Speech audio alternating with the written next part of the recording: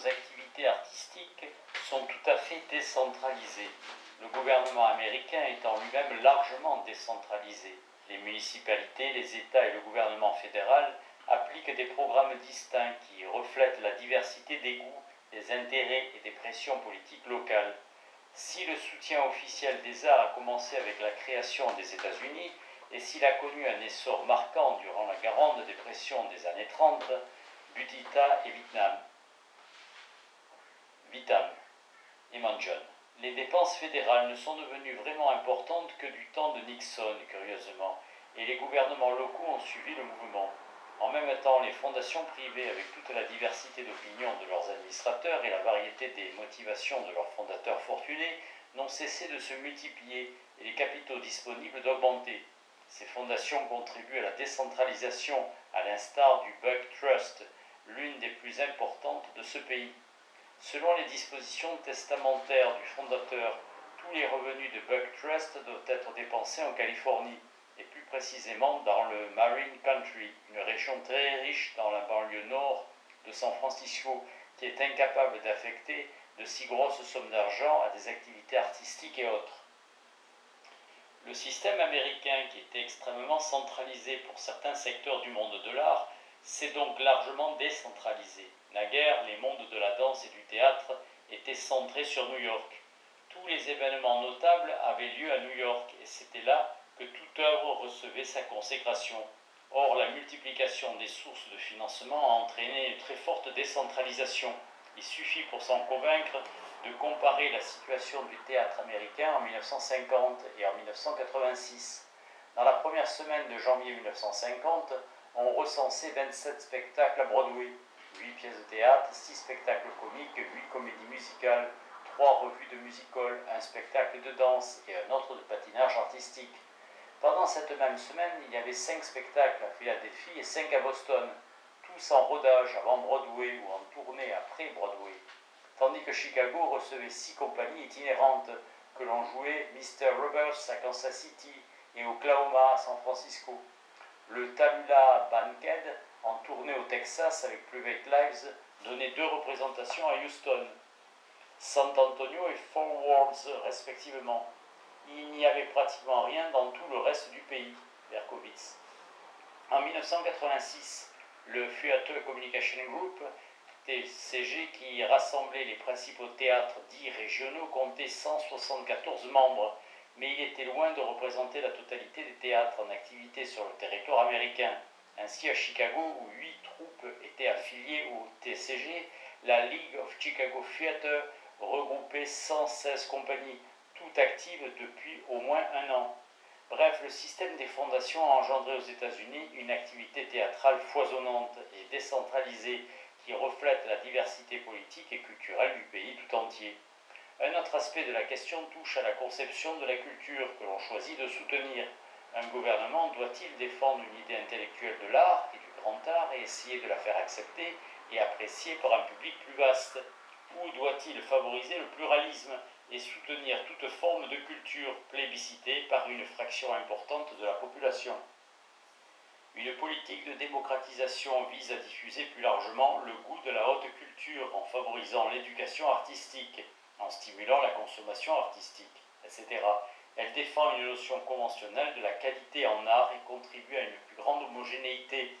Une politique de démocratie culturelle repose au contraire sur une acception pluraliste de la qualité en art et soutient tout. Elle contribue automatiquement à une plus grande diversité.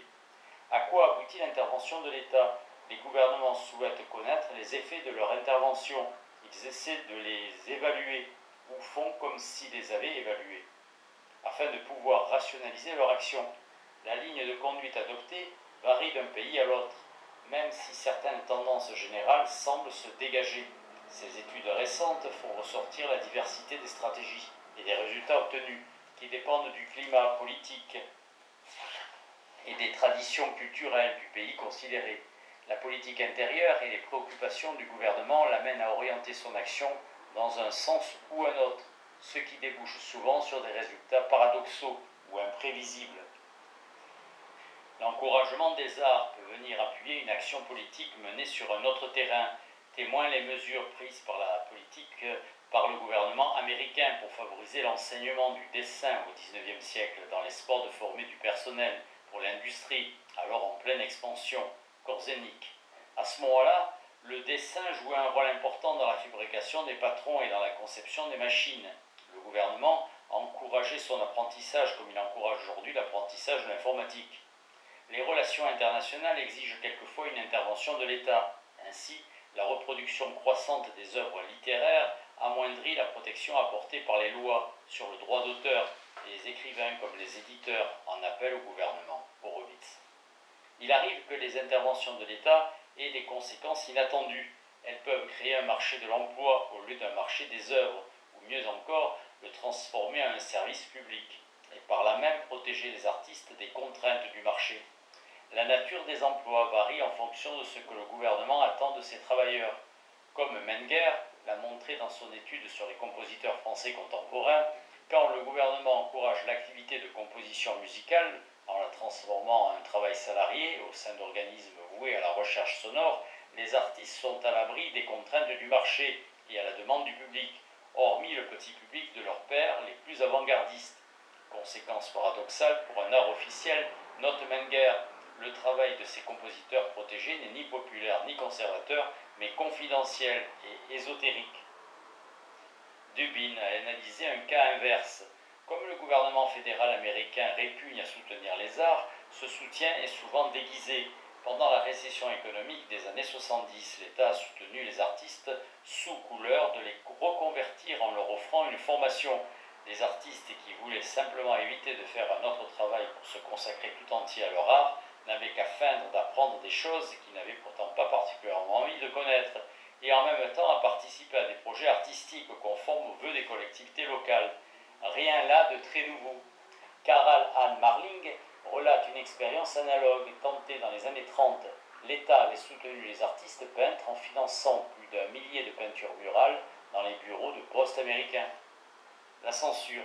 Dans ces types d'interventions, on trouve à l'autre extrême le cas des gouvernements qui s'efforcent ouvertement d'empêcher la création de certaines œuvres d'art, font détruire les œuvres réalisées malgré tout, ou encore jetant en prison ou font disparaître les artistes. Dans de pareilles circonstances, même un mode de répression moins énergique, comme le désintérêt pur et simple, devient une forme d'intervention active. Ces exemples montrent que le gouvernement, qu'il le veuille ou non, joue un rôle important dans le réseau coopératif de la production artistique. Dès lors, il pourrait intervenir pour empêcher la production ou la distribution des œuvres d'art, et même s'il ne le fait que rarement ou jamais, son abstention constitue une forme décisive de coopération aux activités artistiques.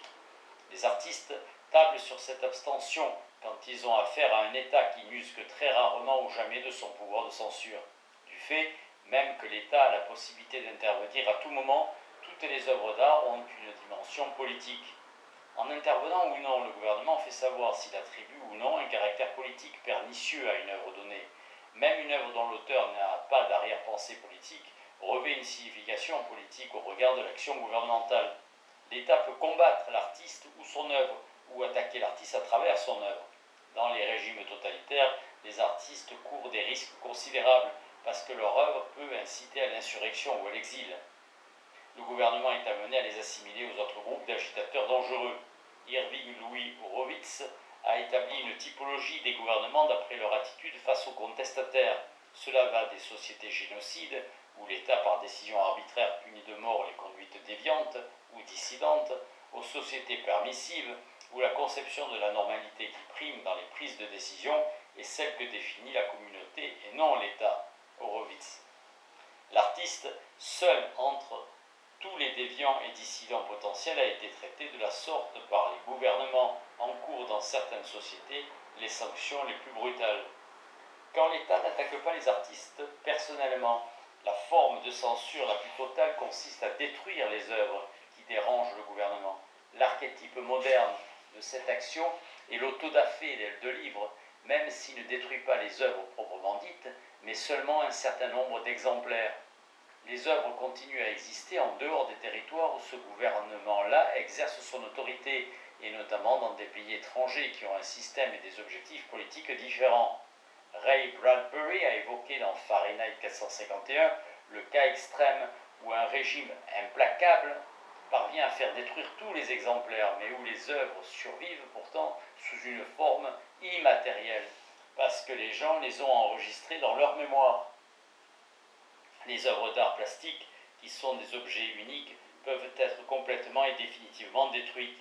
C'est ce qui arrive souvent à la suite de grands bouleversements politiques, tels que les guerres civiles et les invasions étrangères. Beaucoup de témoignages précieux de l'art religieux anglais ont disparu. Ainsi, après le schisme anglican, tout comme d'innombrables œuvres d'art aztèques, et un cas après la conquête espagnole. En Angleterre, le roi voulait détruire des symboles d'une puissance religieuse auxquels le peuple aurait pu demeurer attaché. En Amérique latine, les conquistadores voulaient plus prosaïquement récupérer les métaux précieux employés. On notera qu'à cet égard, l'art conceptuel s'apparente à la littérature. On peut détruire toutes les versions et les exemplaires d'une œuvre, mais l'idée continue à exister aussi longtemps que quelqu'un en a connaissance. La plupart du temps, la censure n'est pas aussi impitoyable ni aussi totale. Elle intervient au stade de la distribution plutôt qu'à celui de la création ou de la conservation des œuvres. L'État en interdit la vente, l'exposition ou la représentation dans les lieux habituels. Étant donné que les mondes de l'art ont tous des circuits de distribution qui passent ou non par des intermédiaires, la censure consiste à refuser à l'artiste l'accès à ces dispositifs institutionnels, de sorte que l'œuvre peut être réalisée, mais pas appréciée ou soutenue comme d'habitude. L'État peut par exemple interdire à un auteur d'envoyer une œuvre littéraire par la poste, si c'est la méthode de diffusion habituelle pour les revues de poésie, ou de mettre des publications en dépôt dans les kiosques à journaux. Il peut interdire d'exposer certaines peintures dans les musées, les galeries, de jouer certaines pièces dans les théâtres et d'interpréter certaines partitions dans les salles de concert. Des artistes résolus trouvent des lieux d'asile où leurs activités ne sont pas encore frappées d'illégalité. Ils peuvent mettre sur pied des clubs très fermés qui servent de paravent à la représentation de pièces ou à la projection de films interdits dans les salles publiques. En général, les censeurs officiels acceptent ce superfuge dans la mesure où ils aboutissent au résultat voulu, à savoir empêcher la communication au grand public d'œuvres qui risqueraient d'inspirer des menées subversives. Même des gouvernements très répressifs peuvent fermer les yeux sur les activités d'artistes qui s'adressent à une petite élite cultivée. Ils ne s'inquiètent qu'à partir du moment où ces mêmes artistes touchent un public plus vaste, et le système des samizdat en Union soviétique parvient précisément à ce résultat.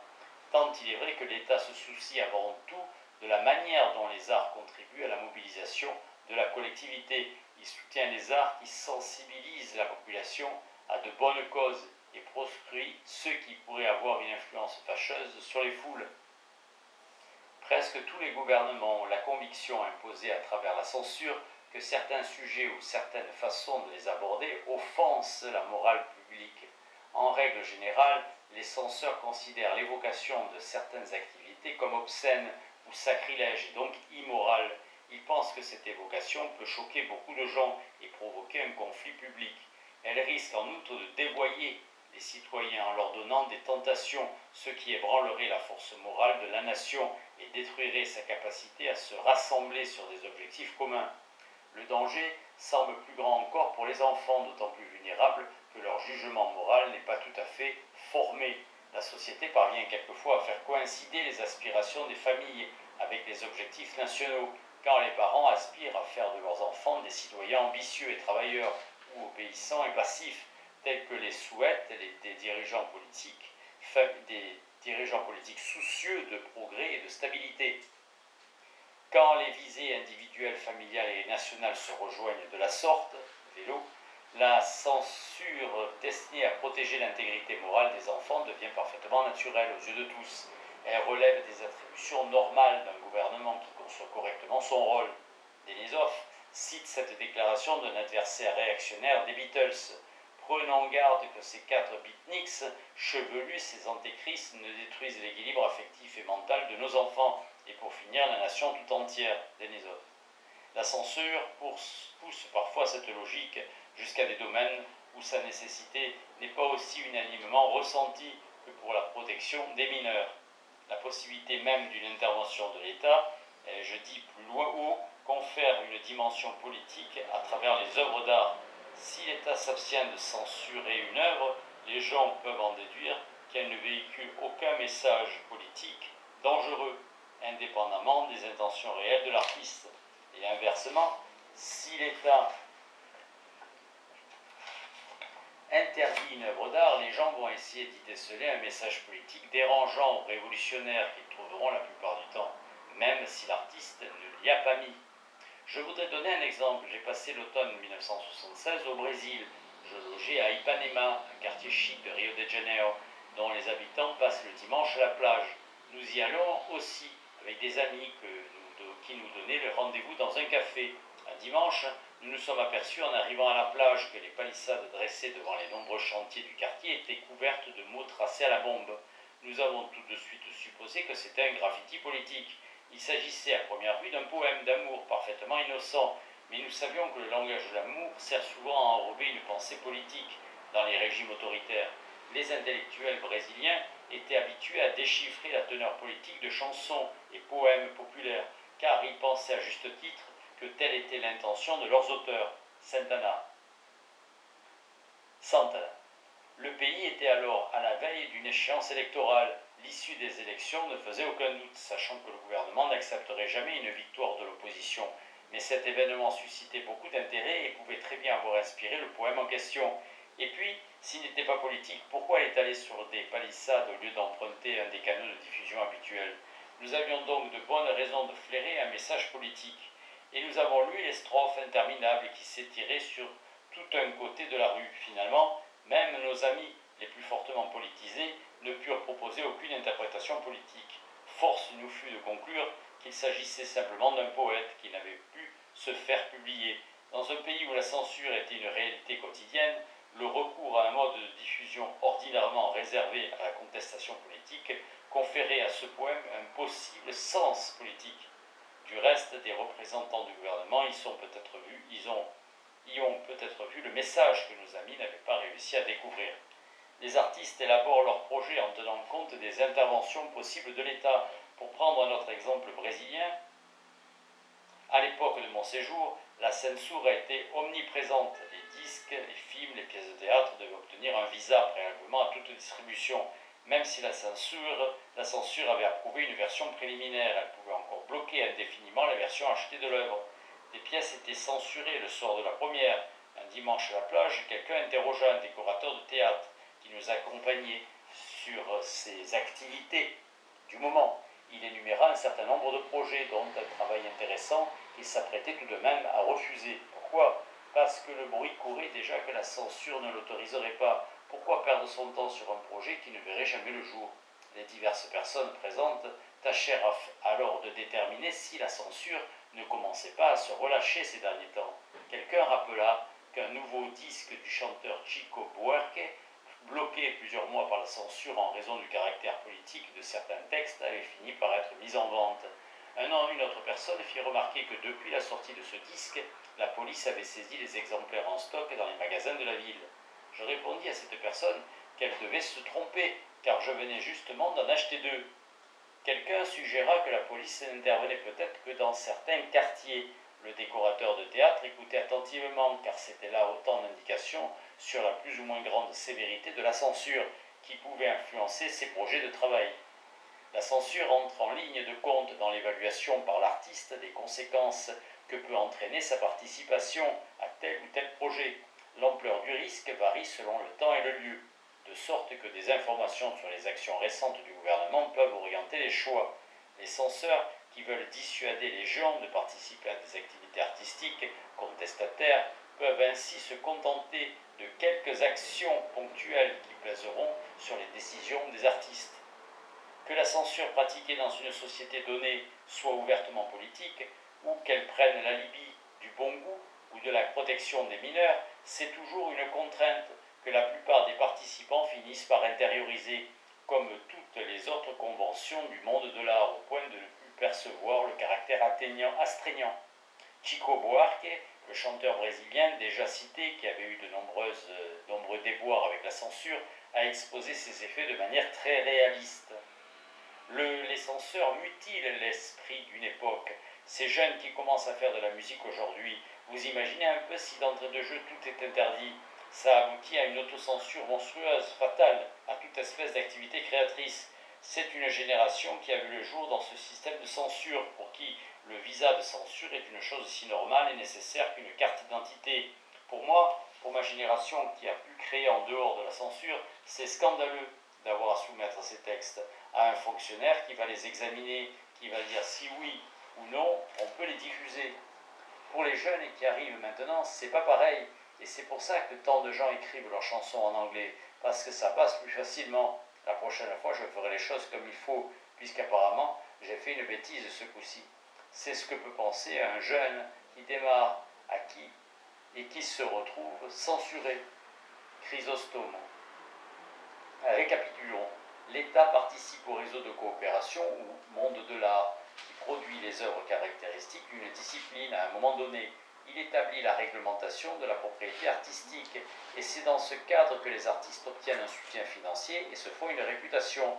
L'État limite la marge de manœuvre des artistes quand il protège les citoyens contre les activités et les œuvres artistiques qui pourraient porter atteinte à leurs droits.